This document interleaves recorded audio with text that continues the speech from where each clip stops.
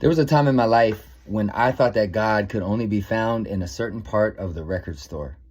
Not only that, I think many folks thought that we had to build a separate record store just so that God could be, I don't know, protected or preserved in God's purity. Well, friends, this kind of thinking can be really problematic and lead to some not so good outcomes. So when I see what's going on with this halftime show and folks saying we need to find a separate halftime show so that God can be present. Friends, Arthur Holmes said that all truth is God's truth. And so if you see truth and beauty, chances are God is present in the truth and beauty. When I hear a solo from Prince at a halftime show, I hear God speaking through that music. When I see the Rolling Stones dancing up there, I see the joy of the Lord. And so, friends, I wonder what it would look like for us to see God in all of creation, to be able to allow God to push our boundaries outward about where God can show up and who God can love. This would be revolutionary.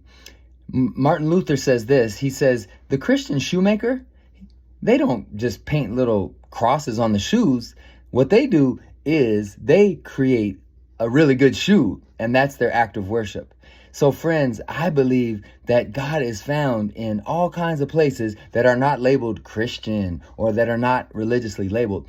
The reason why it's so important that we begin to see God in all people and all places is because what happens is when we bifurcate the saved, the unsaved, the good, the bad, the holy, the unholy, what happens is that becomes the ground in which we end up justifying the doctrine of discovery, justifying slavery on the grounds of folks who were unchristian. There's been a lot of awful things that's been done in the name of religious purity. And so I think we need to be really careful, people of faith, to make sure that we are able to see God in all the places and in all the people.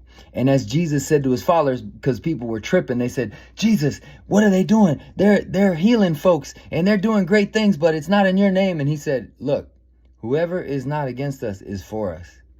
And I wonder if we could have that posture instead of looking around for who's against us.